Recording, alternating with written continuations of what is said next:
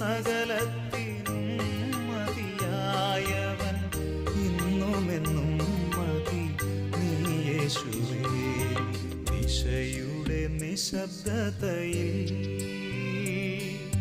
നിരാശ തന്നീർ ചുഴിയിൽ ഞാൻ നിരാലംബനായി